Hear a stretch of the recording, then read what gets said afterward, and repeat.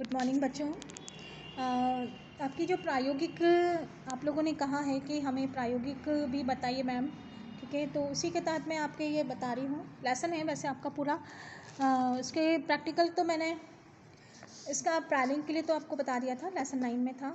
आज उनकी जो प्लानिंग करते हैं उसके लिए अपना जो लेसन है 10 आहार आयोजन प्रक्रिया, हम उसको क्रियान्वित कैसे करेंगे, व्यवहार में कैसे लेंगे, व्यवहार प्रक्रिया के बारे में पढ़ेंगे। इसमें दैनिक आहार हम लेते हैं, ठीक है, प्रक्रिया भी होती है, लेकिन अब हम पढ़ेंगे हमारे कोर्स के अंदर है तो उसको बहुत ज़्यादा और सतर्कता से बारीकी से हम उस चीज़ को वर्क करेंगे। उस घर के अंदर आप लोग भी अपनी मम्मी की हेल्प करते हो, मम्मी आपकी बनाती है, आपने ध्यान नहीं दिया है, लेकिन अब अगर आप हेल्प करें तो हर चीज़ को आप नोट करें, ध्यान से करें, समझ के करें, ठीक है। उसी से तहत मैं इसको लेसन में ले रही हूँ। अभी पिछले अध्याय में आपने आहार आयोजन के अभिप्राय, महत्व, सिद्धांत और इससे प्रभावित करने वाले कारकों के बारे में पढ़ा।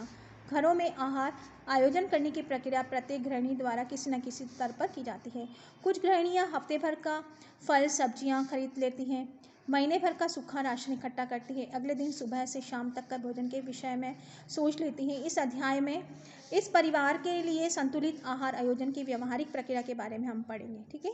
आहार आयोजन करने से पूर्व उसके सिद्धांतों को प्रभावित करने वाले कारकों का ध्यान रखना चाहिए। पुनरावलोकन करने के बिंदु का संक्षेप में, मतलब ये हमने पहले पढ़ लिया है, 9th लेसन में हमने इसको ले लिया है, अभी आपको दोबारा से इस चीज़ में पढ़ा रहे हैं, ठीक है। आहार आयोजन से परिवार के सभी सदस्यों की दैनिक आवश्यकताओं के अनुसार सभी पोषक तत्वों की पूर्ति होती है। आहार आयोजन पूरे दिन को एक इकाई मानकर करना चाहिए, अर्थात पूरे दिन के लिए दिए जाने वाले विभिन्न आहारों की योजना पहले से ही बना लेनी चाहिए। आहार नियोजन करने से गृहिणी का बहुत समय, शक्ति और धन की बचत होती है। पारिवारिक सदस्यों की रुचि के अनुसार ही होना चाहिए। एक दिन में मुख्यतः 3 से 4 आहार योजना बनानी चाहिए, लेकिन व्यक्ति विशेष, परिवार के सदस्यों की आवश्यकता और आदतों के अनुरूप दिन भर के लिए दिए जाने वाले आहारों की संख्या घटाई बढ़ाई जा सकती है। प्रत्येक आहार के मध्य कम से कम 2-3 घंटे का अंतराल होना चाहिए। प्रथम आहार का समय 7 बजे से प्रारंभ करके अंतिम आहार 8 से 9 बजे तक के मध्य होना चाहिए। विभिन्न भोज्य पदार्थों का चुनाव करके दिन भर के विविध भोज्य तैयार करना था। भोज्य पदार्थों की मात्रा सदस्यों की पौष्टिक आवश्यकता के अनुरूप होना चाहिए। आहार नियोजन करते समय न केवल संतुलित और पौष्टिक आहार की प्राप्ति आवश्यक है, बल्कि भोजन आकर्षक है, मनोहारी है, स्वादयुक्त है, सुपाच्य होना चाहिए, जिससे व्यक्ति को पूर्ण तृप्ति, संतुष्टि प्राप्त हो सके। आहार आयोजन कैसे करें? आहार आयोजन करने से पूर्व कुछ व्यवहारिक बातों की जानकारी आवश्यक होती है। अगर आप 2 या 3 घरों में भोजन बनाने के परोसने की प्रक्रिया का निरीक्षण करें तो आप पाएंगे, क्या देखेंगे? भोजन बनाने हेतु कच्चे भोज्य पदार्थ लेने की तरीका हर गृहिणी का अलग अलग होता है। रोटी बनाने के लिए कुछ गृहिणियाँ मुट्ठी भरकर गिनती करती हुई आटा लेती है, कुछ कटोरी से, कुछ कप से, कुछ गिलास से मापकर आटा गूंथने के बर्तनों के अंदाज में। एक इसी प्रकार की सूखी दाल या चावल के खाद्य पदार्थों की मात्रा का अनुमान लगाया जाता है। कहने का मतलब यह है कि हाँ, आपके घर में भी आपकी मम्मी किस तरह से नाप तोल करती है, ठीक है, उसके अनुसार उसकी व्यवस्था करती है। किसी घर में रोटी बहुत छोटी होती है, पतली बनती है, तो कहीं बड़ी व मोटी होती है। इस प्रकार दाल भी कहीं गाढ़ी होती है, कहीं पतली बनाई जाती है। कुछ सब्जियां सूखी रसे वाली इस प्रकार से बनाई जाती है, लेकिन तरी वाली बनाने का प्रयोग लाने के से खाद्य पदार्थों के पानी की मात्रा भिन्न होती है। मतलब सब जगह अलग अलग तरह से हमें पसंद आती है चीज़ें। घरों में भोज्य परोसने के लिए बर्तन, कप, गिलास और कच्ची कटोरी, चमचे आदि भी अलग अलग माप के होती है। घर में बड़े वयस्क सदस्यों को दाल, सब्जी आदि बड़ी कटोरियों में परोसने, तो छोटे बच्चों को छोटी छोटी कटोरियों में। उपरोक्त निरीक्षण के आधार पर आप पाएंगे कि यदि हम आप आपस में 2 कटोरी, 1 कटोरी, आधा कप रायता, 1 प्लेट चावल, आधा कप कटोरी सब्जी के रूप में आहार योजना बनाते हैं, तो ऐसी योजना में फलस्वरूप खाए जाने वाले भोज्य पदार्थों की मात्रा में परिवार के सदस्यों में अलग अलग होती है, क्योंकि परिवार में भोज्य पदार्थों के मापने, परोसने की मांग, काम के लिए जाने वाले बर्तन, इसकी इकाइयाँ अलग अलग होती है।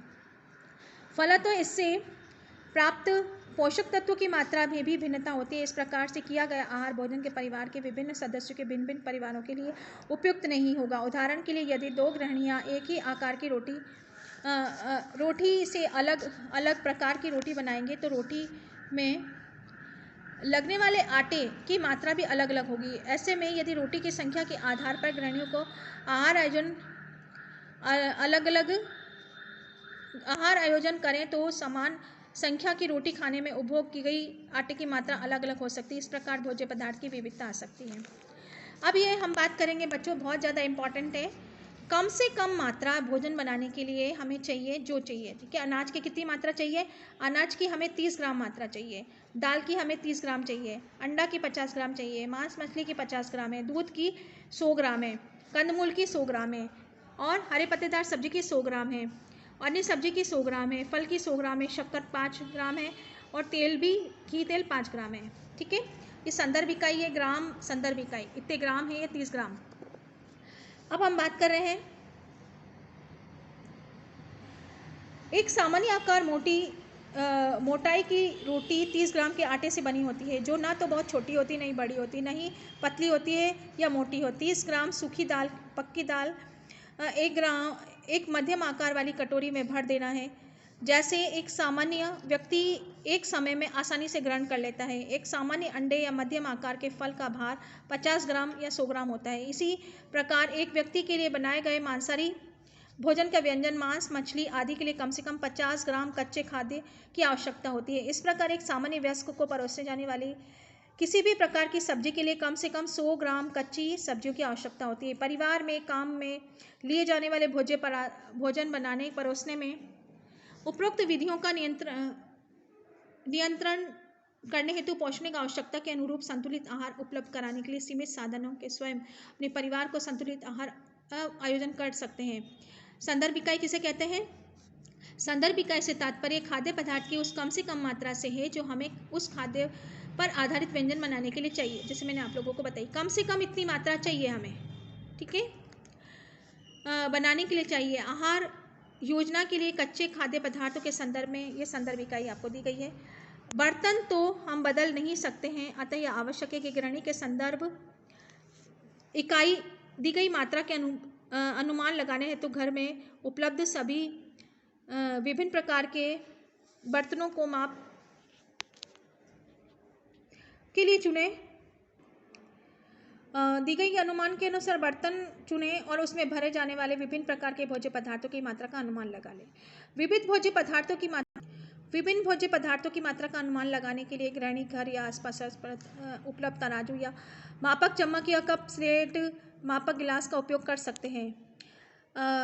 अब हम उदाहरण के तौर पर देखेंगे कि एक किशोरी के लिए दिन भर के विविध भोज्य पदार्थों के किसी संदर्भ इकाइयाँ सम्मिलित करनी चाहिए ताकि उसका आहार संतुलित हो सके। तालिका 13 वर्ष से 18 वर्ष तक किशोरों के लिए एक दिन की आवश्यक विविध भोज्य पदार्थों की इकाई की कुल मात्रा दी गई है।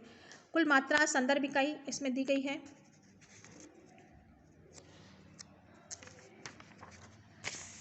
इकाई संख्या भोज्य पदार्थों की ये मात्राएं राष्ट्रीय पोषण संस्थान हैदराबाद द्वारा प्रस्तावित है। उपरोक्त तालिका को देखने से पता चला है कि आपको संतुलित आहार लेने के लिए पूरे दिन में विभिन्न भोज्य पदार्थों की विभिन्न इकाइयाँ उपयोग करना चाहिए। भोज्य पदार्थों की मात्राओं को हम अपनी भोजन संबंधी आदतों, भोजन के समय के अनुरूप विविध आहारों में सुरुचिकर व्यंजनों के रूप में सम्मिलित करना चाहिए। आपकी सहायता के लिए उदाहरणार्थ एक किशोरी के जिसका उम्र 18 वर्ष है, जो 11 से 12वीं की छात्रा है, सुबह 8 बजे से 2 बजे तक विद्यालय में रहती है। इसके लिए आहार आयोजन की तालिका निम्न प्रकार देख सकते हैं। अब तालिका का हम नेक्स्ट वीडियो में देखते हैं बच्चों, कुछ बड़ी है रहती है इसमें। पहले हम संदर्भ इकाई की जो तालिका का निर्माण करेंगे उसके बारे में पढ़ेंगे, फिर उसके बाद ये मैं किशोरी के लिए आहार आयोजन की तालिका का आपको बताऊंगी, ठीक है।